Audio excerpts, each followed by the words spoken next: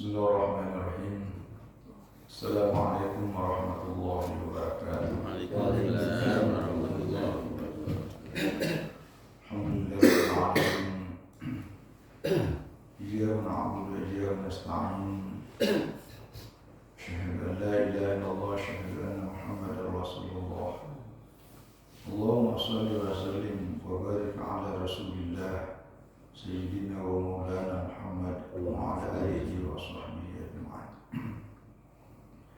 Rabbi shrah li sadri wa yassir li amri wahlul 'uqdatam min lisani yafqahu qawli.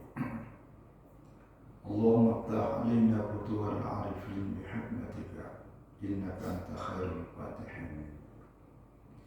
Allahumma 'allimna bima jahilna wa dhakkirna bima nasina warzuqna fahman tsabita.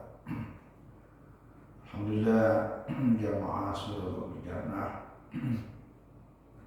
dan warga komplek dinasti yang akan memuliakan dan senantiasa dirahmati Allah Subhanahu wa Ta'ala. Kita berdoa dan berharap sepenuhnya senantiasa semoga kita selalu berikan kesehatan, kekuatan dan kesempatan, terutama hidayah dan taufik dari Allah. Khususnya alhamdulillah kita sudah melaksanakan salat subuh pagi hari ini. Kita lanjutkan kajian kita. Tema kita pagi hari ini tentang syurutu sihatil jamaah. Ya. Jadi syarat sahnya salat jamaah berjamaah. Ya, sekali lagi ini bukan hal yang baru, tapi kita mengulang-ulangi atau yang mempertajam apa yang selama ini kita pahami. Jadi kita sudah melakukan, mempraktekannya, tapi tidak ada salahnya ketika kita mengetahui rupanya begini penjelasan para ulama. Nah, jadi syurutul al-iqtida' bil imam, ya, syarat tentang untuk ikut kepada imam. Ya. Apa syarat-syaratnya? Pertama, niatul mu'tammi al-iqtida' bi ittifaqil madzahib. Jadi pertama kita harus berniat untuk ikut kepada imam. Ya, dan ini sepakat para ulama.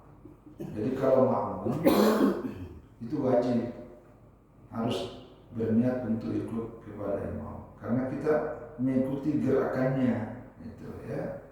Dan makanya dalam prakteknya kalau kita melafazkan niat, itu biasa kita menyebutkan usolli warda subuhi raka'ataini makmuman, ya, mustaqbilal qiblati, ya, dan lillahi ta'ala Allahu Akbar. Biasa juga jamaatan. Nah, jadi ayanwi al-ma'mumu ma'a takbiratil ihrami al-iqtida'. Jadi seorang makmum dia mesti berniat, ya, berbarengan pada waktu takbiratul ihram. Ya, sama dengan niat takbiratul ihram itu tadi dinyatakan sebagai makmum, awil jamaah, awil makmumiyat, ya, tadi imam. Ya.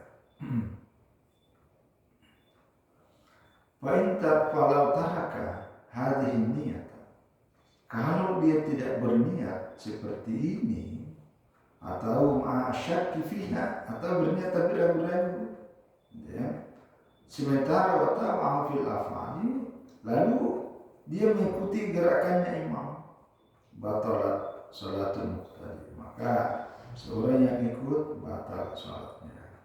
Gitu. Ya, tapi wala yajibu ta'yin imam bismi, tapi tidak wajib menentukan nama imam. Misalnya imamnya Pak Wajidi, kita tidak perlu menyebutkan saya berniat untuk ikut Pak Wajidi. Karena nanti ganti imamnya kan nggak diganti. Jadi cukup imamnya saja disebut.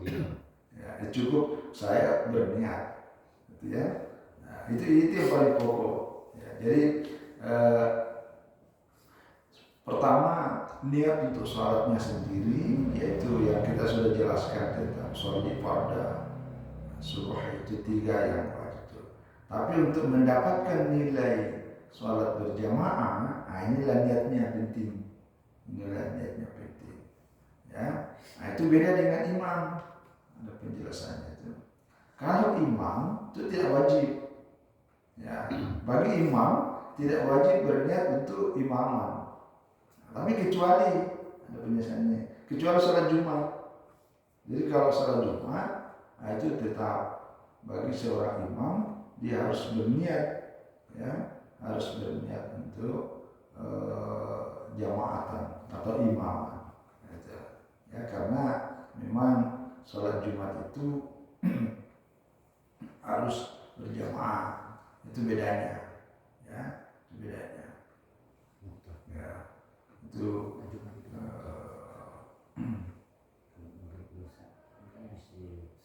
wasyatun niyah an takuna muqarnatul lil muhtarimati lil mutahrimati inda Syafi'iyah. Ya ini tadi. Kalau dalam mazhab Syafi'i niat itu wajib berbarengan, ya, lil tahrimah pada waktu takbiratul ihram. Wa jaza al-Hanafi itu an takuna, ya. Tapi kalau dalam mazhab Imam Abu Hanifah, ya boleh awali sedikit. Ya, artinya lebih duluan, ya, sebelum takbirannya itu duluannya. Ya. Tapi biasanya ayat sudah bainah wa bainat tarimah fasilun ajnabiyah. Tapi tidak boleh terlalu jauh, ya. Berniat dulu baru takbir atau takbir dulu baru berniat. Ya. Tapi kalau beda-beda sedikit, itu masih itu sedikit saja bedanya. Tapi untuk menghindari tentang perselisihan di kalangan para ulama seperti itu, maka yang paling bagus adalah bersamaan. Ya, dan itu dalam mazhab Abu Hanifah, Imam Ahmad bin Hanbal disebutkan afdal. Tapi dalam mazhab Syafi'i itu syarat sahnya. Kalau mazhab Abu Hanifah itu boleh sedikit. Ya, tapi yang paling bagus itu tadi jangan mendahului. Ya. Apalagi terlambat dari itu.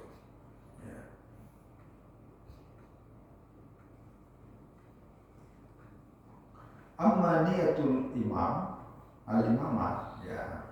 Adapun niatnya bagi seorang imam untuk imamah, kalau pada tushtaratu 'inda jumhur ghairat Hanabilah, ya.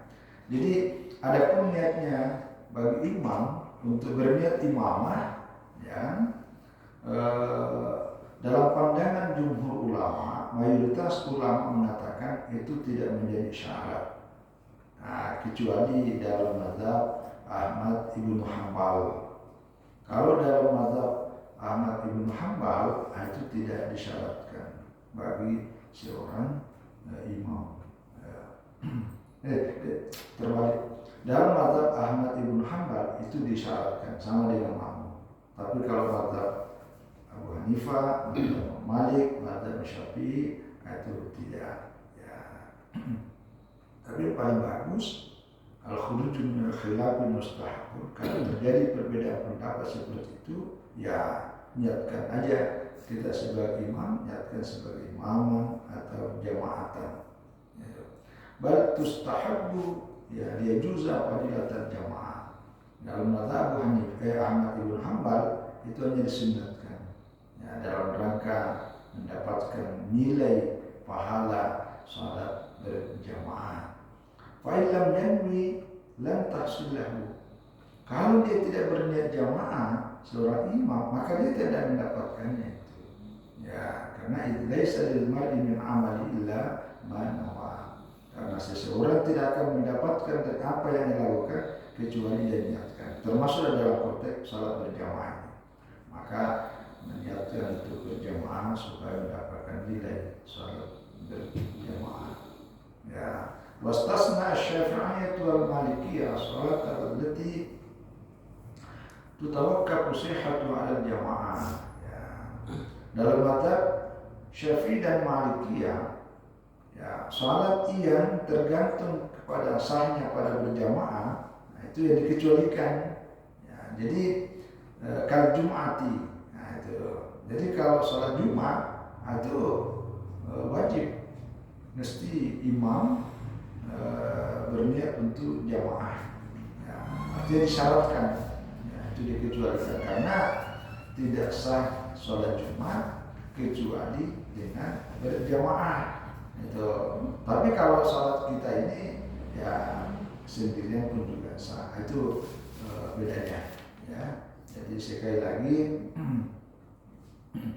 kalau al-Hanabilah tushtaratu aidan niyatul imamah. Ya, tadi ini dalam mazhab Ibnu Hanbal disyaratkan itu berniat imam. Fayanwi al-imamu annahu imam. Maka seorang imam dia mesti berniat sebagai imam. Ya, wal mu'mum annahu ma'mum. Bagi makmum berniat itu imam. Wa illa fasadati sholatu. Kalau tidak sholat batal. Ya. Jadi saya kira itu ini yang sering kali kita terjadi. Amma fil faridati fa kana musalli yantazir ahadan ka imamil masjid fa inna yukramu wa hadu yantazir ma yati fa yusalli ma fa yujuz dzalik ala inda al-Hanabilah. Karena Nabi sallallahu alaihi wasallam ahadawani kalau kita minum. Tapi yang paling pokok ini niatnya. Itu aja. Terus yang kedua, syarat sahnya nilai berjamaah dalam salat kita adalah ittihadu salatai al-imam wal ma'mum. Jadi antara imam dengan makmum dia harus berada dalam satu tempat yang sama. Nah, itu ittihad. Jadi ada kesatuan tempat. Nah, nanti ini pembahasannya panjang juga oleh para ulama ini, karena ada yang menyebutkan bukan hanya tempatnya yang ada kesatuannya, tapi gerakannya juga. Maka gerakan imam dengan makmum itu tidak boleh berbeda. Nah, termasuklah sifat, tapi sifat-sifat dasar. Maksudnya gerakan yang dimaksud itu, tapi nanti ada penjelasannya. Yang pertama dulu ini tempat.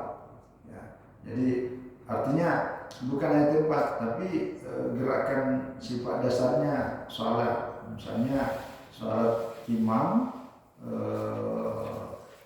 dengan sholat makmum sama-sama rakaat, sama-sama sholat zuhur, sama-sama sholat asar, sholat sama maghrib, sholat sama-sama sholat maghrib, sholat fardu, sholatnya dan seterusnya.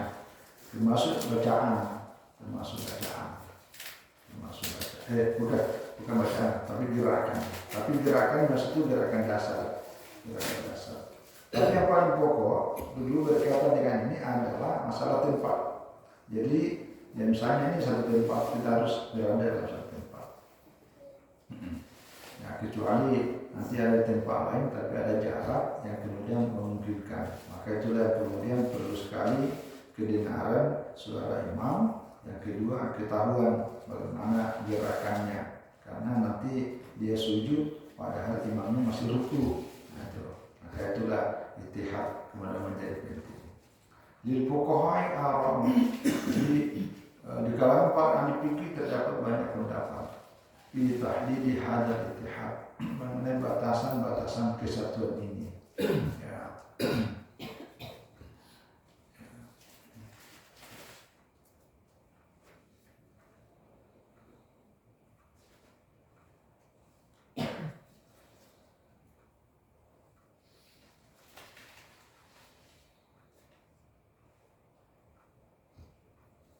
Ya, termasuklah kesatuan ini yang tadi kita jelaskan itu ya, sama-sama sholat fardu, sama juga sholatnya, sama juga tempatnya. Wa yusalli al-mutanafil khalfal muhtarid, ya Nabi bin Adam al-Qawi wa huwa jaiz. Tapi ini jarang. Seorang sholat sunat ikut kepada orang yang sholat fardu, itu jarang. Jadi para Buddha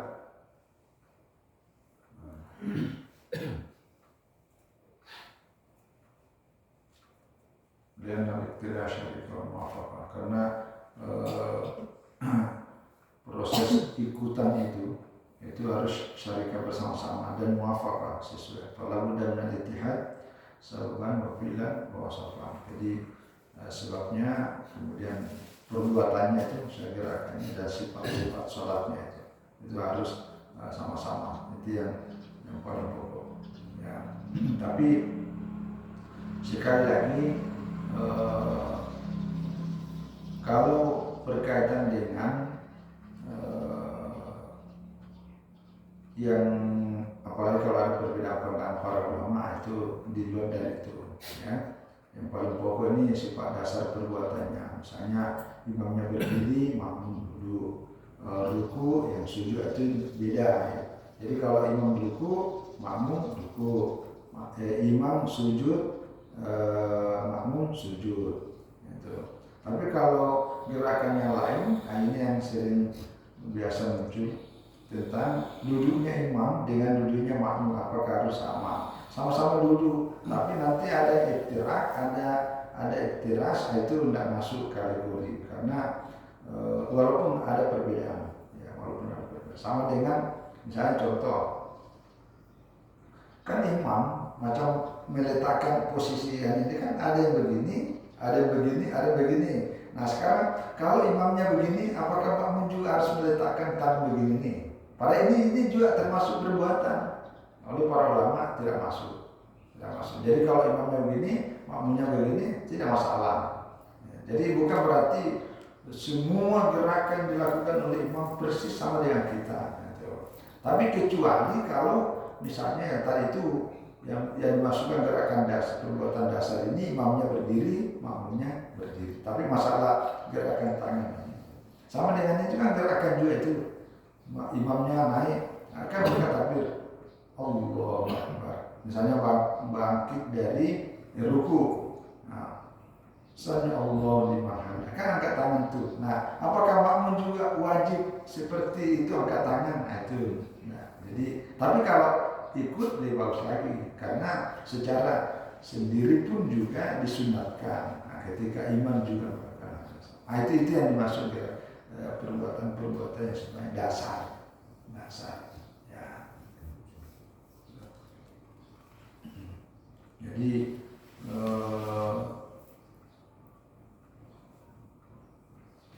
itu yang apa namanya kesatuan. Ya. Jadi kasus kita di Indonesia ini, tapi di Indonesia jarang. Kalau di tempat lain, yang paling di Indonesia yang sering muncul adalah kasus masjid yang bertingkat, ya, masjid bertingkat. Karena dulu pernah kejadian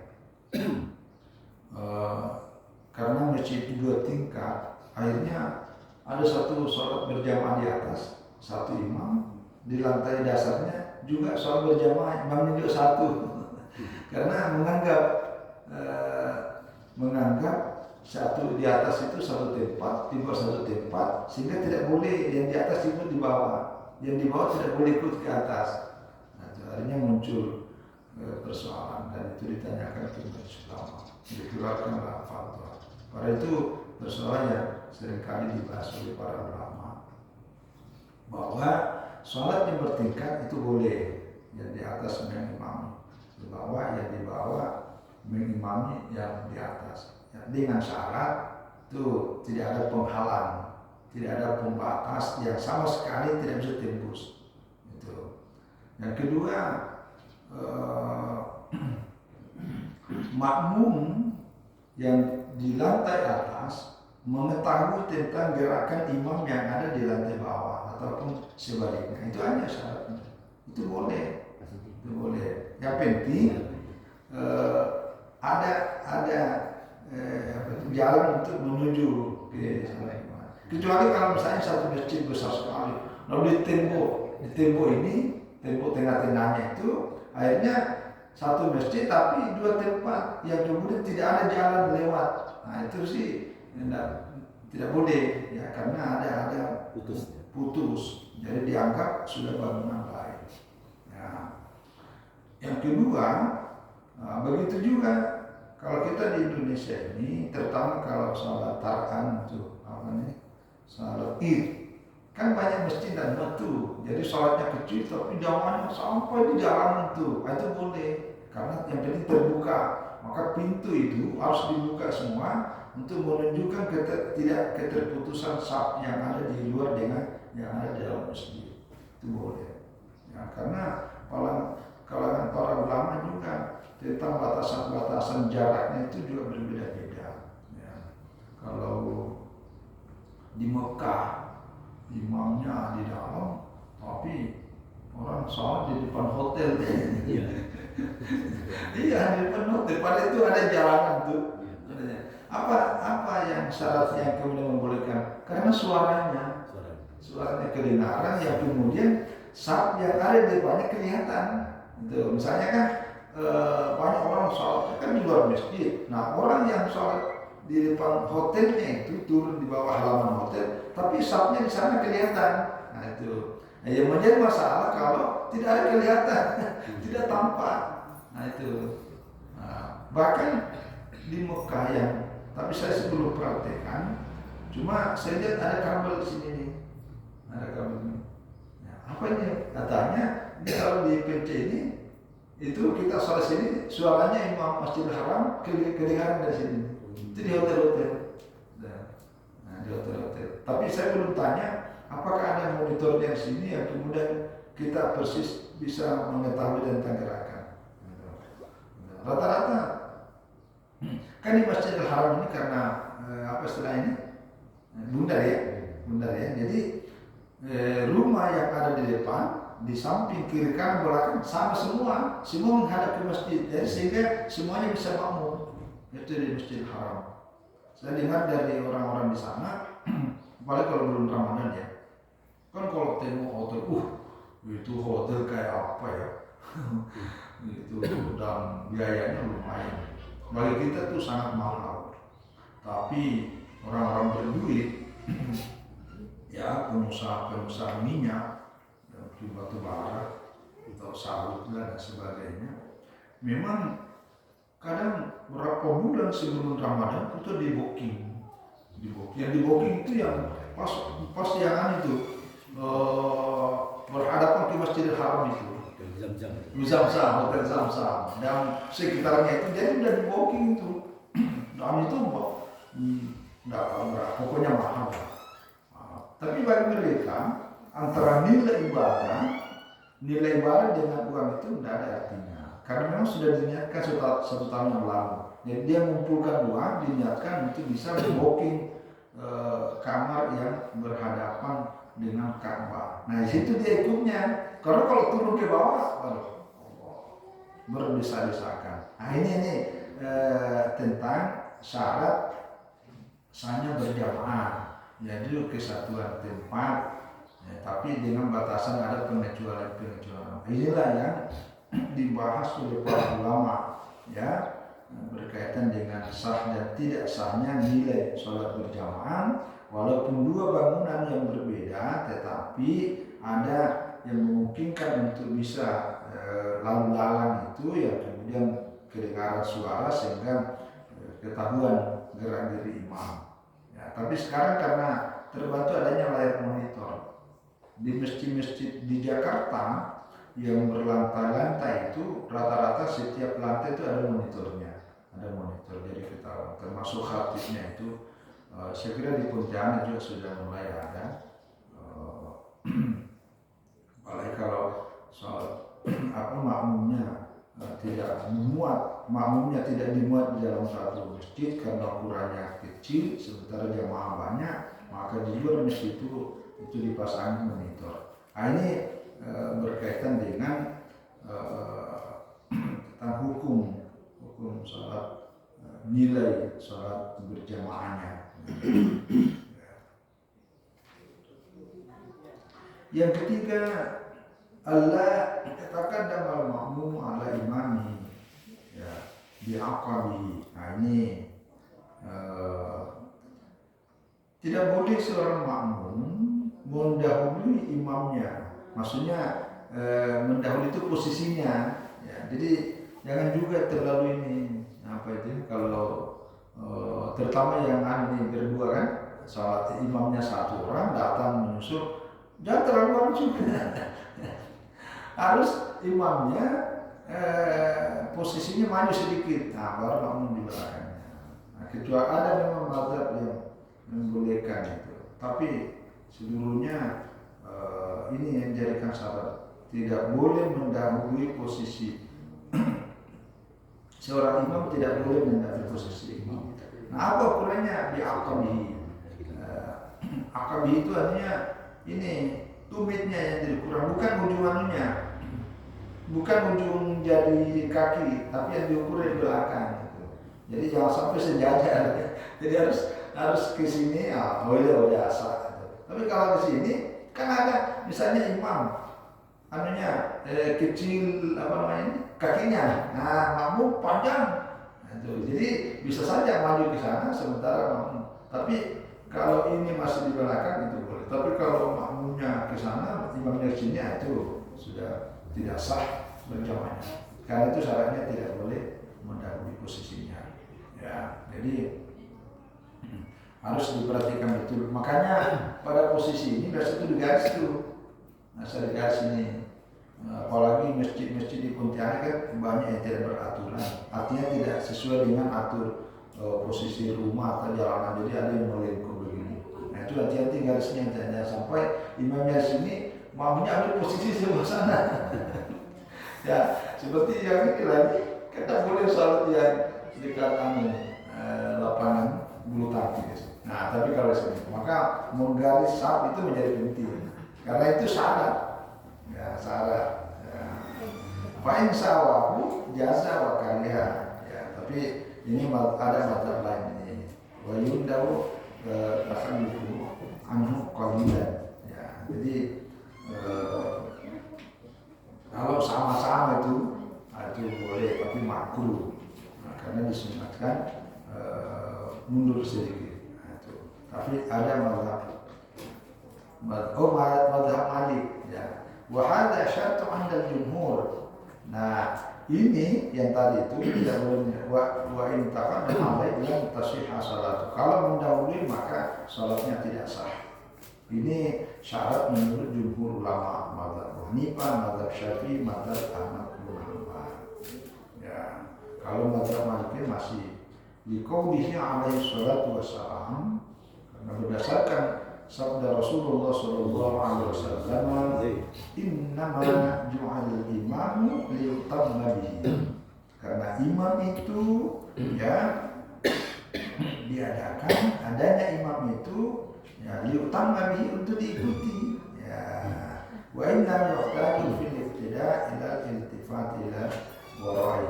Yang dzalika dalam Quran sallallahu alaihi wasallam ala bagaimana.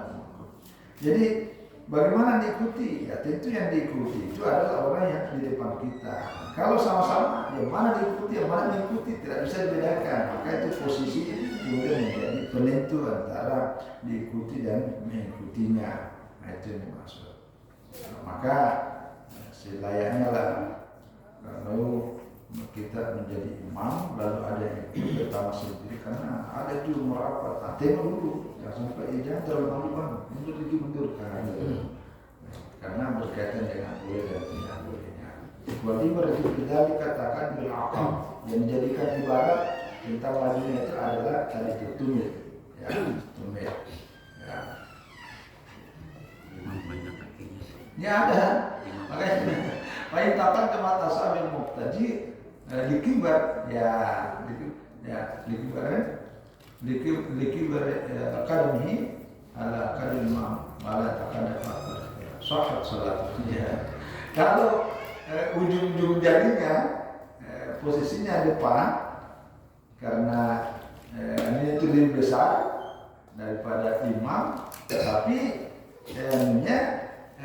tumitnya tetap mundur ke belakang karena makmum ini panjang kakinya daripada imam, ya sahhat salat, tetap salatnya sah. Mungkin imam yang panjang Pak. Ya. Yang imam paling panjang. Ya. Imam banyak kakinya, makmum nyangka itu kali. Ya, yang penting kan ini ya, yang penting tumitnya. Yang penting tumitnya. Makanya ulama dalam hal ini agama ya, cuma penjelasan para ulama yang jadi ukuran itu tumit, karena tidak karena ini yang ukurannya diambil di belakang, karena itu bisa berbeda-beda panjangnya, jadi sangat bijak juga ya, sangat bijak. Wa ajaza al-Hanafiyyah wal Hanabilah al-mutaqaddim 'ala al-imam fi sholati ya halal Ka'bah. Ya. Tapi ada pengecualian ini dalam mazhab Abu Hanifah dan mazhab Ahmad bin Hanbal, nah, itu boleh maju bagi boleh di atas daripada imam, tapi di sekitar Ka'bah. Jadi kalau di Ka'bah itu masih memungkinkan, masih ada kebolehan. Hanya dalam dua mazhab, mazhab Abu Hanifah dengan mazhab Ahmad bin Hanbal. Kalau posisinya imam di Ka'bah itu dia dekat Hajaratul Aswad ya. Nah, di situ. Jadi kalaupun ada imam agak lebih ke dalam, misalnya di sini, maka begini melengkung. Nah, di situ masih dibolehkan dalam mazhab Abu Hanifah dan Hanabilah.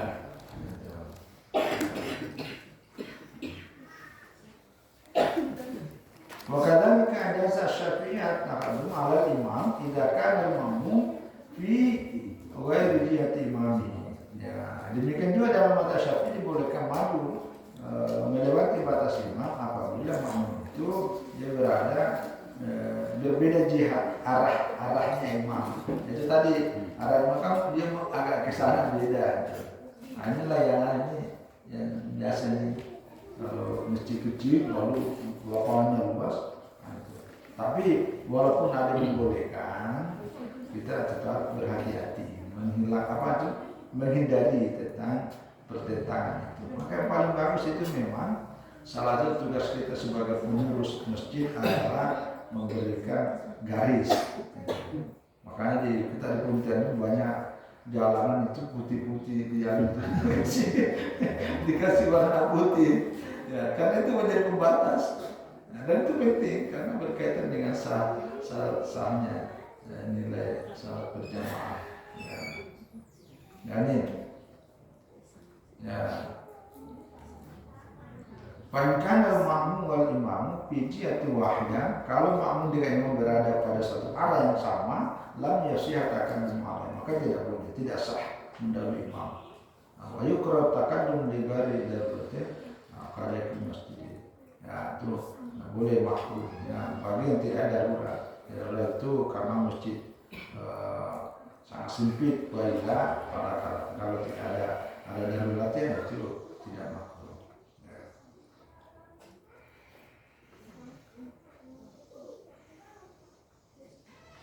Nah, yang keempat adalah ini tadi yang kesatuan sholat itu maksudnya kesatuan jenisnya ya, sholat fardu. Ya, yang keempat ini ittihad makan sholatil imam wal muqtadi bi ru'yatin aw sama'in walau mubalagh. Jadi kesatuan tempat. Nah, kalau tadi kan kesatuan sifat. Ya, kesatuan sifat. Cuma seringkali kita, tapi masih sih terlebih tentang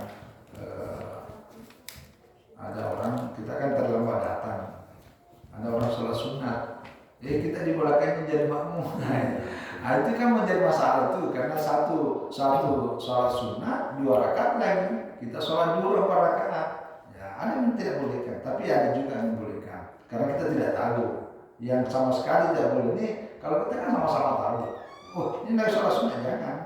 Karena itu tidak masuk kesatuan. Maksudnya ada kesamaan sifat, tapi itu sifat-sifat mendasarnya pada pokok. Nah, ini nomor 4, ittihad makan sholat imam biru ya. Jadi menyatunya kesatuan tempat sholat imam dengan makmum ya, karena ya tapi dengan cara dilihat imamnya ya, karena luas kan kelihatan, tapi dari luas semuanya hanya didengar, itu karena berlantai ya, boleh kita paling jauh ke belakang ya, walaupun pakai mubalag itu yang itu suara oleh orang di belakangnya ya. Kalau ikhtalafa maka lahuma lam yasihah, kalau tempatnya berbeda ya, di antara makmum dengan imam tidak boleh saling mengikuti. Ya, tapi ini ada tafsir bain al-mazhab, itu ada perbedaan di kalangan para ulama. Itu yang tadi saya cerita itu. Ya, tapi lagi-lagi wahada syartun 'inda jumhur ghairu malikiyah. Ya. Jadi inilah syarat utama tentang kesatuan tempat antara makmum sebagai ikut dengan imam yang diikuti, dia berada di tempat yang satu. Kalau dia makmumnya tempat berbeda, tapi ada tadi penjelasan para ulama itu berbeda-beda. Ya, ada yang membolehkan tapi dengan catatan dibuka. Nah, seperti yang rumah-rumah yang ada di belakang ini, itu boleh tidak ke sini, dia cukup di sana, tapi dibuka ini. Jadi ada yang membuka. Apalagi kalau sudah ada saf di luar. Gitu. Nah, itu yang tadi kita cerita di Mekah, seperti itu modelnya. Ya.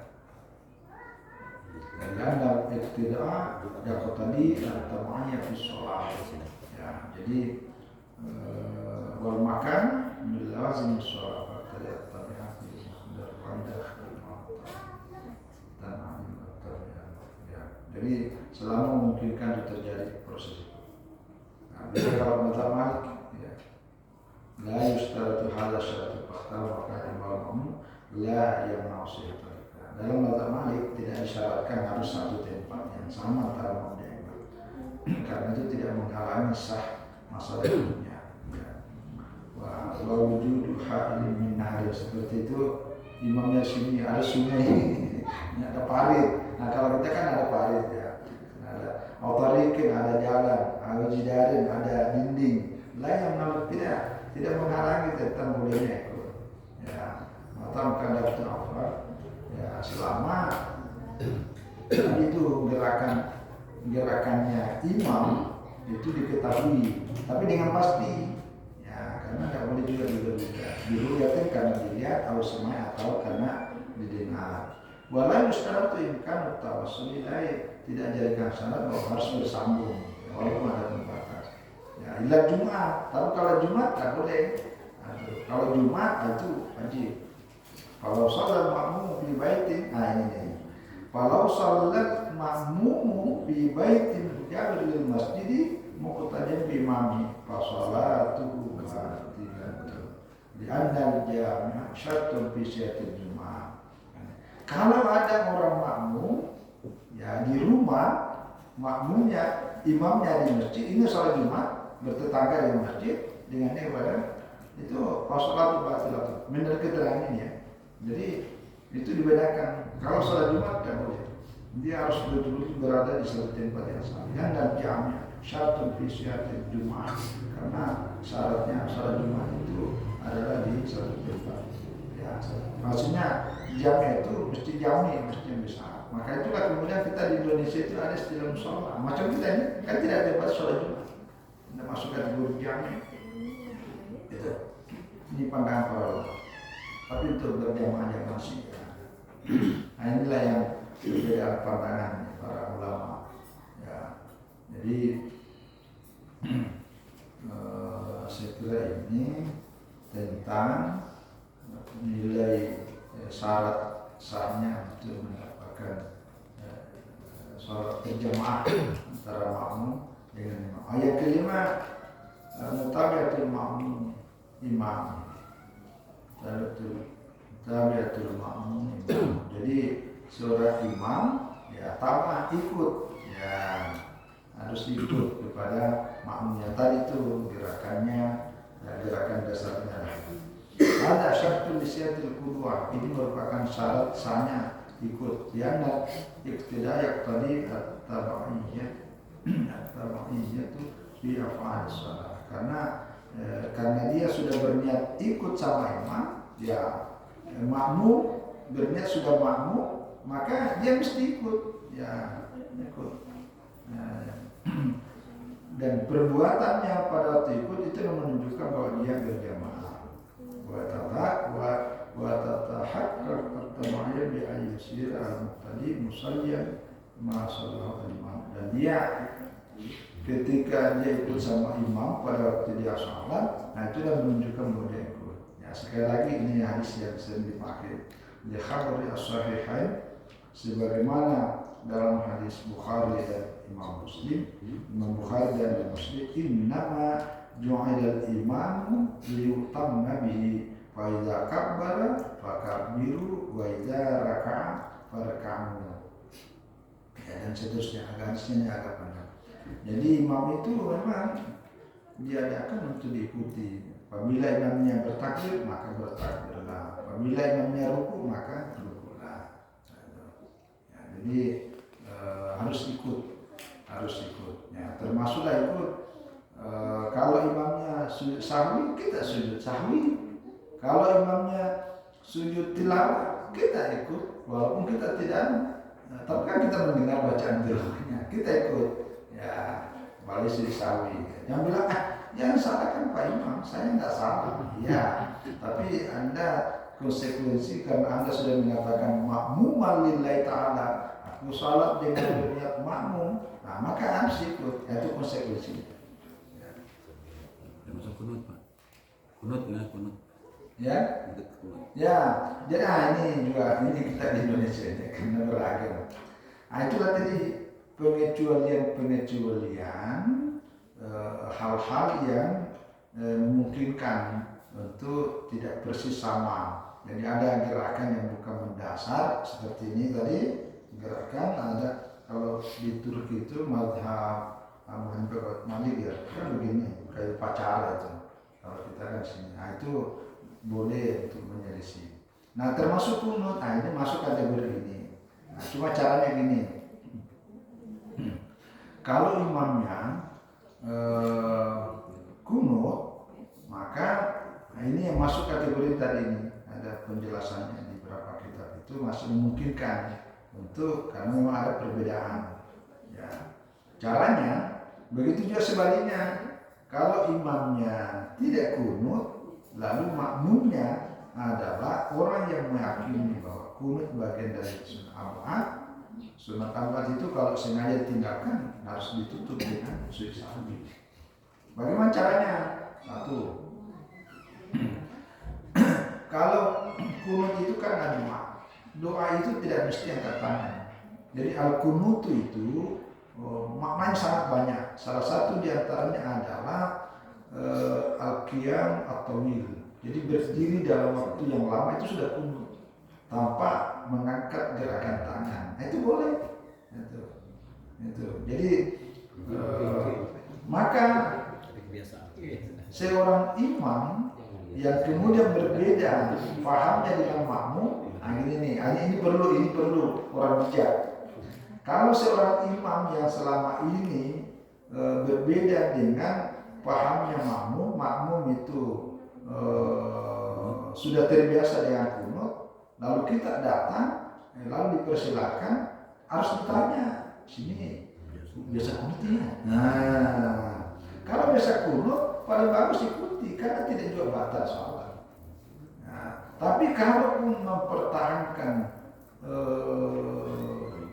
keyakinannya, maka caranya jangan cepat ruku, jangan cepat turun sujud. Jadi setelah bangkit dari ruku, sami Allahu liman hamidah. Itu beri kesempatan di belakang untuk bisa berdoa kunut walaupun tidak mengangkat tangannya. Tapi makmum di belakang jangan angkat tangan. Itu boleh, itu caranya itu, karena dia sudah bisa melaksanakannya. Ya. Jangan begini, ini pernah terjadi nih. Ada kawan saya cerita, Allah akan tingkat kebenarannya. Makmumnya itu yang di belakang itu fanatik. Maksudnya fanatik itu, ya mungkin selama ini kan tidak terbiasa kalau, pokoknya kalau tidak kunut, pokoknya kayak sholat kita itu apa ya? Kayak tidak sah tuh, kayak tidak sah. Nah ini makmumnya lupa, imamnya lupa bahwa yang di belakang saya ini sudah terbiasa. Dia main aja. Iya. Jadi maka subhanallah. Jadi maksudnya subhanallah. Tidak paham juga. Sekalian imamnya bilang Allahumma hadina biman hadait. Nah ini imam karena udah terlanjur, karena terburu-buruannya. Jadi karena terlanjur akhirnya berhenti ruku lalu angkat tangannya begini.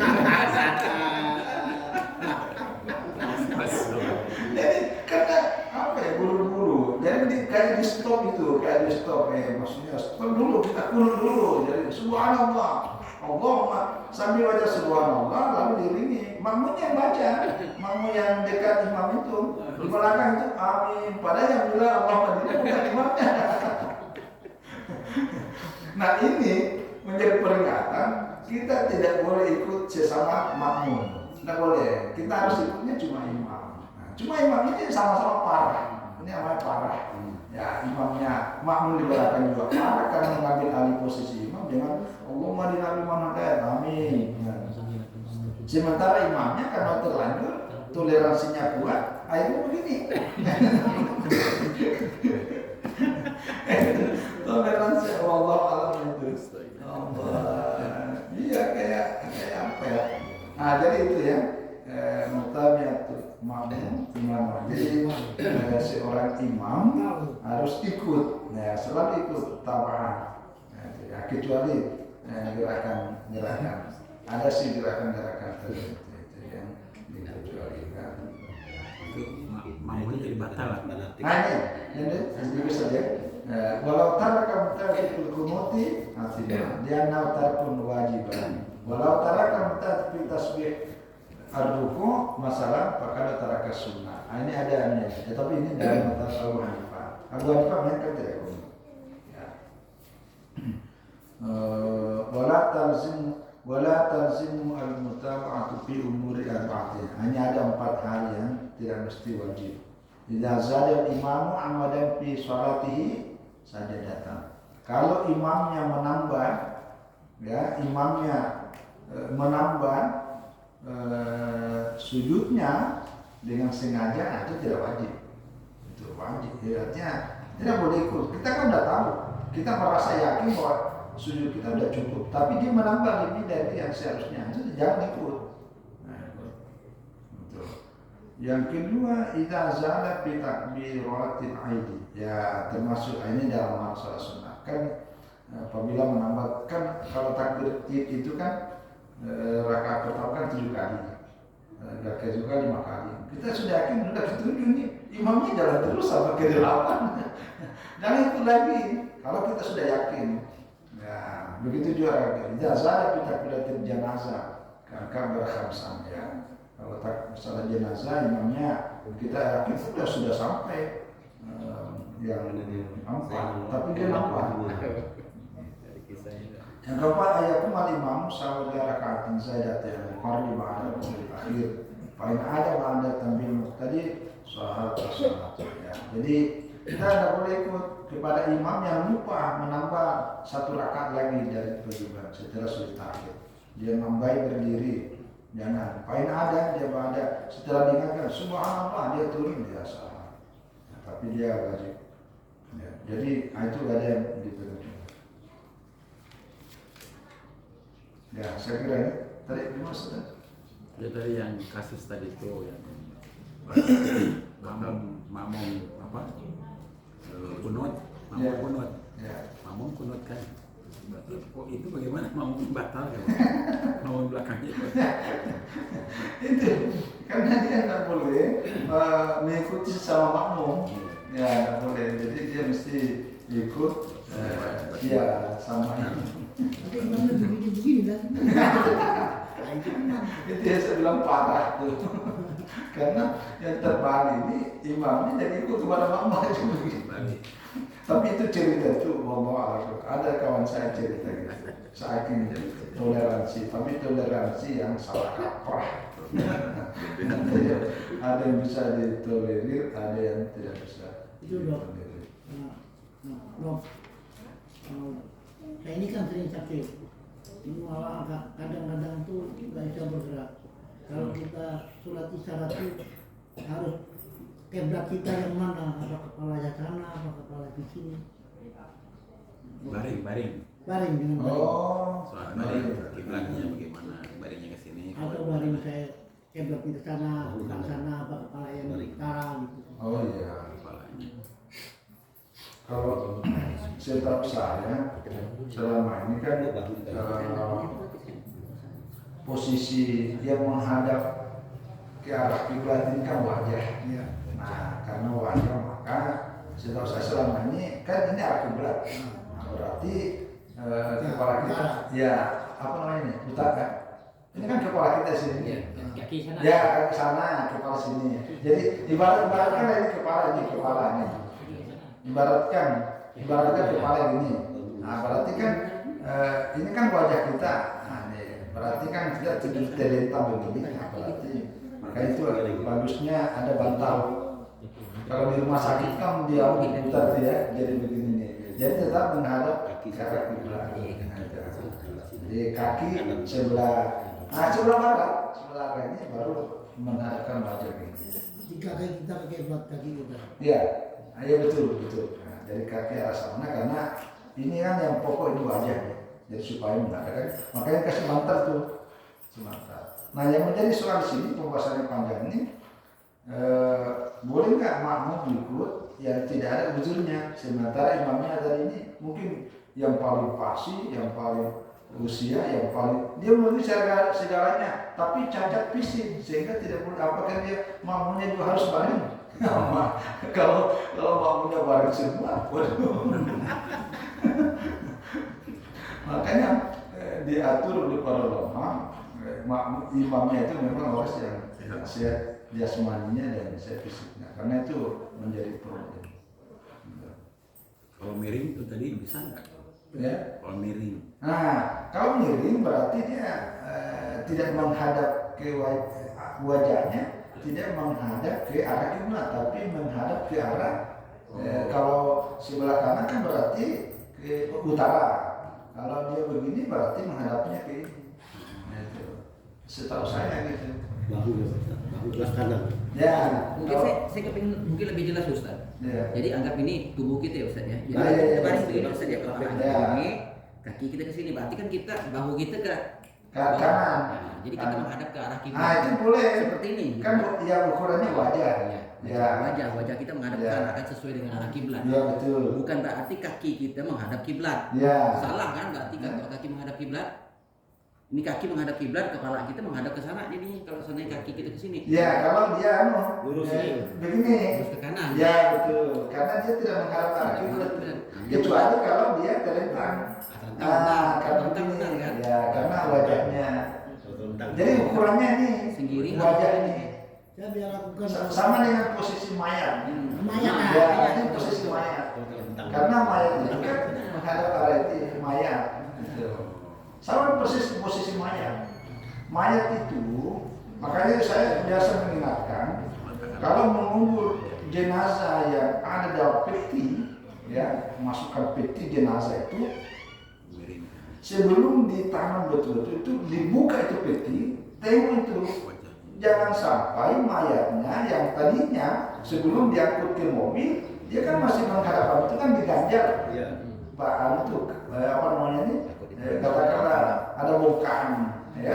Tapi begitu bergerak, begitu jalan, akhirnya mayat dalam peti itu menghadap ke atas, itu menghadap ke atas, terlentang. Jadi yang tidak menghadap arah kiblat itu, nah itu harus dicek lah itu ya.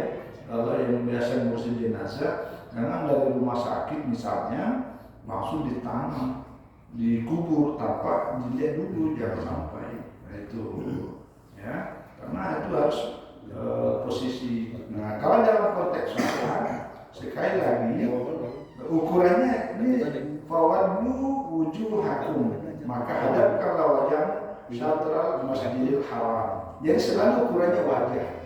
Selalu ukurannya wajah. Jadi kalau miring begini biasanya. Kaki sana. Tapi kalau bertangga begini, Nah, kaki itu. kena. Ya, karena ini. Dan kepala anda jejak ya Pak ya? Kepala anda lantai. Ya, bagusnya. Terangkat ya. Bagusnya itu apa namanya? Bantal. Itu bantal. Kepala tanah. Bantal. Ya. Kan biasanya kalau orang yang sangat sakit keras itu memang posisi yang paling nyaman dia itu yang tidak terganggu adalah terlentang. Kalau kan bisa lebih tapi kalau misalnya dia nyaman dengan itu, ada tinggal digeser aja. Nah itu tempat apa namanya? Tempat tidurnya. Oh iya ini yang ini tentang posisi duduknya bagi makmum. Ya, bagi masbuk. Nah itu kan ada muncul itu pertanyaan itu. Ketika kita masbuk, apakah kan duduk terakhir bagi seorang imam itu kan duduk tawarruk, artinya duduknya tasyahud akhir. Jadi kakinya itu begini.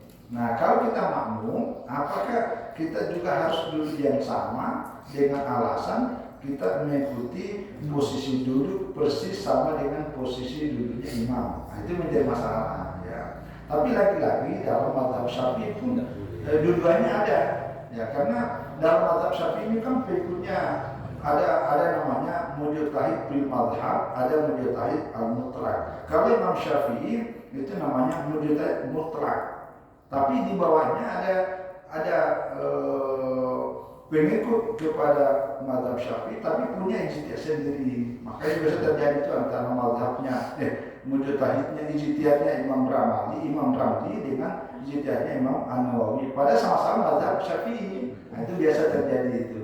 Nah, ini termasuk perbedaannya dalam konteks ini. Satu, kalau yang dulu tawarruk mengikuti posisi duduknya persis sama dengan imam, karena itu tadi hadisnya yang dipakai itu ya, innama ju'ilal imamu liyutamma bihi. Imam itu ya kedudukannya adalah untuk diikuti. Maka apa yang diikuti termasuk duduknya, cara duduknya, maka itu yang dipakai. Itu juga dalam mazhab Syafi'i. Tapi mazhab Syafi'i juga dan juga mazhab yang lainnya menyebutkan bahwa itu kalau pas pada posisi yang duduk sama dengan imamnya. Nah, ketika masbuk itu sebenarnya bisa contohnya, kalau kita datang pada rakaat kedua atau rakaat ketiga, maka sebenarnya kita kan sudah kehilangan satu rakaat itu. Kita kehilangan rakaat. Maka itu artinya posisi duduk kita dengan imam sudah beda. Maka ketika makmum masbuk, dia kan baru tasyahud awal. Itu tasyahud awal, belum tasyahud akhir. Maka ketika masbuk duduknya adalah duduk iftiras. Atau yang kedua, penjelasan dari para ulama yang seperti yang saya sebutkan tadi, bahwa ada memang gerakan-gerakan yang tidak masuk kategori dasar, ya. Yang dasar itu maksudnya imamnya dulu, makmumnya dulu, itu sama. Tapi gerakan iftirasnya tawarruk itu masuk pengecualian, itu boleh. Jadi kalau ada duduknya berbeda tidak apa-apa, ya. Karena lupa. ya itu maksudnya sama. Assalamualaikum. Ya, sama juga. Kita kan tidak assalamualaikum. Ya, jangan assalamualaikum karena kita belum selesai. Jadi, nah yang ketiga, ini ada lagi pandangan ketiga, menyesuaikan kalau kita masbuk pada rakaat yang genap, ya, maka posisi kita itu adalah duduknya tasyahud awal. Misalnya contoh rakaat kedua kan, pas rakaat kedua kan kita memang pada posisi duduk tahiyat. Tapi kalau kita masbuknya tinggal satu, itu pada rakaat ketiga, maka duduknya itu duduk mengikuti duduknya imam tawarruk. Itu ada yang berinci seperti itu. Jadi menyesuaikan dengan jumlah rakaat yang masbuk yang tertinggal. Kalau satu atau tiga maka duduknya tawarruk. Tapi kalau genap artinya pada rakaat kedua memang pas posisi kita sebagai tasyahud, maka boleh duduknya duduk tasyahud awal. Saya kira itu.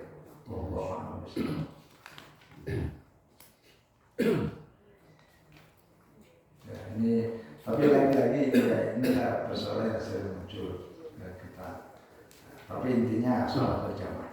Saya kira ini ya sambil dicicipi. Kalau ada yang berpendapat kalau seperti ini orang di sebelah sholat Ya. itu dia khawatir berbeda pendapat beda tempat, jadi bukanya kaca nih pintu kan jendela. Iya. Memang itu yang mana cuy. Ya. Kan walaupun kacanya kan dengar tempat yang lain, bukan soal dengar katanya. Dengar mungkin dengar, tapi tadi itu khawatirnya itu beda tempat. Ya. Supaya abdol dibukanya. Apa jendela Ada hawanya. Ada halangan. Ya, supaya tidak terpisah. Ya. Itulah bagusnya masjid dalam konteks itu kemungkinan terbuka itu sangat bagus.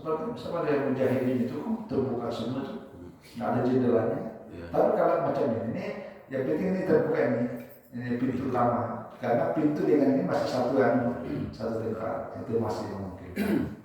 Makanya bahkan itu juga yang sering menjadi perdebatan, diskusi di kalangan para ulama mengenai masjid bertingkat. Masjid bertingkat itu yang paling bagus itu tangganya itu berada dalam masjid. Itu, ya itu. Jadi kalau misalnya ini kita mau bangun masjid berlantai, usahakan tangga itu berada dalam masjid. Itu paling bagus. Kenapa? Karena dihitung satu. Tapi kalau masjidnya berlantai 2 atau seterusnya, tapi tangganya di luar, itu seolah-olah di luar itu di atas ini satu bangunan. Ditambah lagi memang di dalamnya ini tidak ada luar yang kelihatan di bawah. Nah, kayak apa ya? Nah, makanya tapi kalau kita di sini bagus karena banyak ke atas ini tengah itu nampak ke bawah, itu paling bagus tuh. Tapi kalau bangunan kayak gitu kan, kayak lantainya nggak ada sama sekali, itu persoalan tinggi. Kenapa? Al-Jamaah tuh Ya. Al-Jamaah di Masjid Al-Jamaah. Tangga itu berbeda. Kalau dalam lawak fikih, tapi kalau mengikuti mazhab umum para ulama fikih secara umum, tutup. Di luar itunya, tangga di luar. Ya, karena itu konsep awalnya, pertama itu di bawah kantor, itu konsep awal. Makanya saat ini kan 3 lantai itu, 3 lantai 2 dan 3 udah bagus, itu punya syarat sebagaimana ulama fikih pembahasannya. Nah, yang di bawah itu pada dasarnya pertama itu ruang kantor, ruang administrasi lah dengan segala. Tapi lama-lama mungkin karena jamaah juga Banyak orang tua kan. punya usia itu, kalau turun naik waduh juga terasa. Akhirnya itu jadikan problem utama. Tapi kalau salat Jumat di atas, Bawah juga ada kalau nggak salah ya. ya ada. Ya, tetap di bawah terbuka. Tapi kalau mimbar itu di bawah, Mas. ya Enggak, kalau Jumat di tengah pak. Hah? Kalau Jumat di tengah. Waduh. Iya. di atas. Kalau hari-hari di bawah. Iya. Just alim itu bawah ya. Iya. Memang itulah fikih ya, itulah fikih. Sama di Kebayoran di Jakarta, di Kebayoran Al-Azhar. Setahu saya sih itu sama. Tuh, jadi tangga di luar dan itu tutup rapat. Jadi karena dulu walau alam konsepnya itu, tapi itu dipakai secara umum. Bapak masih dihitung antara lantai 1 dengan lantai 2 itu satu. Lihat ini satu bangunan. Tapi yang paling bagus tadi itu ya, paling bagus kalau begitu. Pertama itu sudah ada ruang untuk menunjukkan bahwa ini betul terjadi ketersambungan. Yang kedua kalau bikin tangganya jangan tangga di luar masjid, tangganya dalam masjid. Itu paling bagus. Itu penjelasan lagi. Kalau di Bangladesh itu ada itu, kalau di lantai 2 itu ada lubang, kemudian ada apa namanya kayak besi. Jadi orang yang di atas tuh lihat imam. Jadi dua. Berarti di dalam jadi 2. Jemaah. Bukan di Bangladesh sendiri, di Bangladesh. Jadi tertutup, berarti masih depan, Iya. tapi 2 itu ada lubang. Oh iya. Jadi orang bisa lihat. Dia itu bang, artinya Juga dengan memungkinkan satu kalau kita mau turun masih bisa walaupun dengan cara loncat. Tidak, itu lubang bukan untuk turun, hanya untuk lihat. Oh, Dia imam. iya. Ada sedikit, Iya, apa pakai besi. ketemu imam. Ya, Nah, lihat aja ibu kelihatan ini. ya, karena mungkin itu dipakai karena alasannya itu salah satu menunjukkan terjadinya mutawaah adalah biru'iyah, itu dia melihat. Apa yang dilihat? Kan imamnya juga tidak lihat ke imamnya asal, tapi dilihat makmum yang mengikuti kepada imam, makmum yang di belakang imam, itulah yang kita lihat yang menunjukkan kita gerakan imam. Macam juga nih Pak, mujahidin, kita kan safnya ke-17, mana kita tahu imamnya. Imamnya yang di saf di depan kita itu ukuran kita, dia itu kita ikut. Makanya itu ada lubang-lubang itu. Nah, macam ini kan jendela kaca ini bagusnya. Tapi yang penting jangan dipaku. Walaupun tertutup, tapi kan pakai slop itu setiap saat bisa terbuka. Beda halnya kalau memang tidak ada perlu untuk terbuka. dipaku mati itu main cerita, karena itu dianggap sama dengan tembok. Niatnya tembok. Ya niatnya dia sama dengan tembok. Tapi yang jalan keluarnya selain ini, ini bukan pintu yang lainnya, karena itu masih bisa tuh keluar tapi belok. Saya kira itu. Wallah. Ustaz, Oh iya. mungkin saya masih ada ingin satu penjelasan masalah masbuk tadi Ustaz. Iya. Jadi dalam satu jamaah sholat 4 rakaat, ketika imam sedang melaksanakan sujud terakhir ataupun duduk tawarruk ya. Tawarruk ya. Ketika itu datang makmum mendapati imam sedang posisi itu.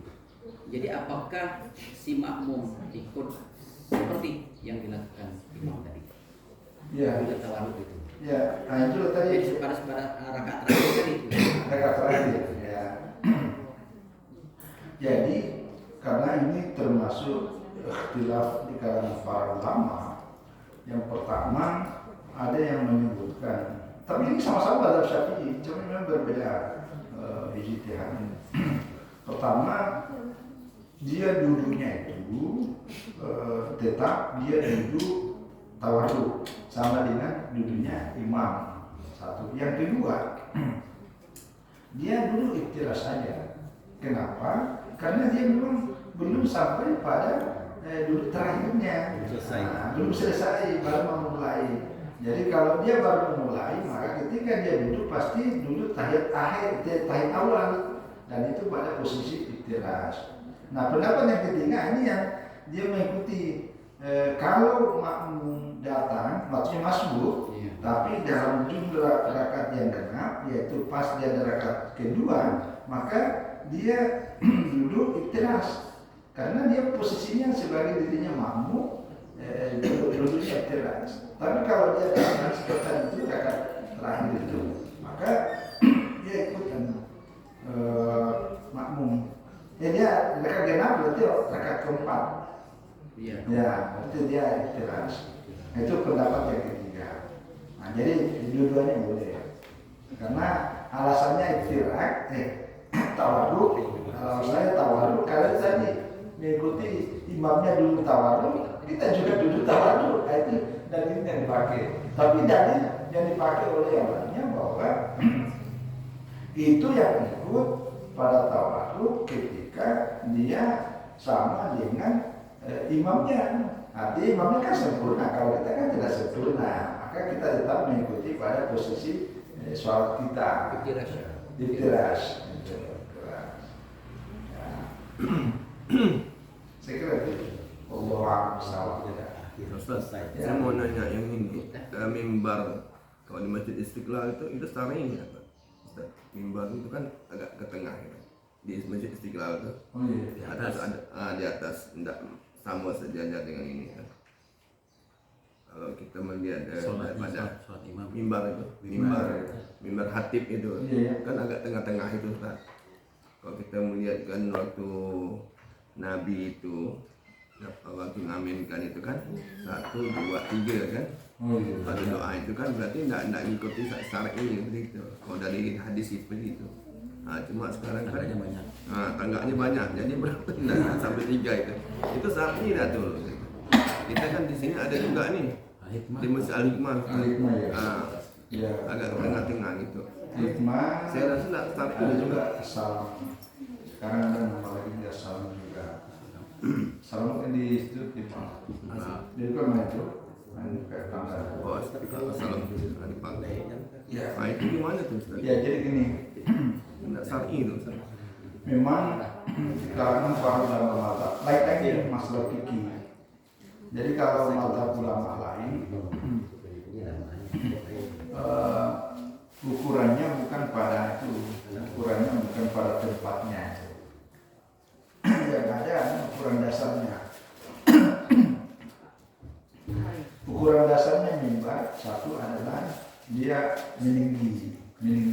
Jadi posisinya kalau zaman Nabi kan diambil batang apa itu kurma itu disusun naik di atas itu ceramah karena supaya posisi beliau dengan makmum itu beliau lebih di atas, itu di atas. Yang kedua, kalau dalam mazhab yang lain isinya khutbah itu mau izah, jadi isinya itu yang menjadi standar ukurannya. Makanya itu bacaan tentang urutan-urutan tentang hamdalah, sholawat, bacaan Quran, wasiat, itu yang menjadi pokok. Nah berkaitan dengan lain, itu agak berbeda. Nah dalam mazhab Syafi'i selain isinya juga prosedurnya, nah itu ada sedikit perbedaan. Sama dengan tadi ini, ketika yang lain mayoritas membolehkan, ada aja yang mengecualikan bahwa ada juga pendapat yang lain. Ya, jadi mungkin dalam masjid yang begitu sangat besar, kalau kita ke Kairo di Mesir, itu tapi yang mimbarnya bukan belok tinggi naik. Tinggi naik itu, jadi bayangin itu hampir setinggi tembok ini, jadi yang itu begini nih, itu tinggi sekali, tapi kecil. Jadi setahu saya itu mimbar yang ada di Timur Tengah, rata-rata kalau Kairo hampir sama semua itu, kayak seragam itu mimbarnya itu, jadi begini naiknya kecil. Saya belum sempat hitung. Itu anak tangganya. Iya, anak tangga itu berapa. Tapi yang jelas tinggi sekali naik. Jadi kalau kita di bawah itu kita begini. Gitu. Kalau kita sini kan cuma ini kan satu. Apalagi kalau kita kan podium namanya. Kalau saya di Timur Tengah, saya belum pernah lihat podium. Rata-rata mimbar yang berhadapan langsung dengan jamaah. Tapi anak tangganya bukan tinggal, tapi banyak beda naik. Itu karena mungkin tadi itu karena luas. Ada lagi masjid di itu ada dua, ada di sini, ada di sini. Siapa yang nama itu di atas bukit sangat tinggi di tengah-tengah Kairo di Mesir. Masjid yang kemarin ini yang kiblatain kayak tinggi juga itu, cuma saya lupa hitungannya itu. Enggak. Iya, tapi agak tinggi juga. Tapi rata-rata itu ada. Kalau kita sini kan tadi itu naik ke sini, belok, kayak tangga rumah. Tapi yang mungkin itu pertimbangannya itu tidak pada alatnya bedanya, tapi pada di mana dia lebih tinggi, karena luas sekali maka dia harus lebih tinggi. Nah, kalau kita mujahidin ini tangganya samping kiri kanan, bukan dari depan, dari depan. Tapi rata-rata kalau masjid zaman dulu semua dari depan, itu dari tinggi. Ya kira-kira gitulah itu. Allah kita cukupkan ya. Satu lagi yang saya teringat itu ada ceramah menyampaikan bahwa kalau kita masbuk sholat Jumat, kemudian imam sudah menyampaikan beberapa rukun pembukaan, kita masuk terlambat, katanya sholat kita tuh batal. Jumat kita bukan sholat, ya Jumat kita batal. Karena kalau katakan kalau kita bicara saja, maka tidak batal. Apalagi kita kalau sudah masih di luar katanya, di luar bicara dan sebagainya. Oh, ini khutbah atau sholat? Pas khutbah. Oh khutbahnya berarti pas khutbah sudah alhamdulillah salawat dari beberapa rukun itu disampaikan, kita baru masuk, maka sholatnya kita ini katanya tidak batal lah, tidak sah untuk si yang maksud itu. Betul itu gimana? Nah itu Allah alam. Kalau yang batal dalam hadis istilah lagha karena dia itu berbicara itu pahalanya yang batal. Artinya nilai jamaah dari sholat Jumatnya itu udah sia-sia, tapi secara hukum tetap sah. Nah, kalau yang tadi berbicara walaupun ketika berbicara pada saat khatibnya sedang khutbah itu juga perbedaan, karena Umar ketika khutbah datang Utsman ibn Affan terlambat. Sayyidina Umar bin Khattab menyindir orang yang terlalu sibuk dengan dunianya sampai sholat Jumatnya seolah terabaikan, tersinggung.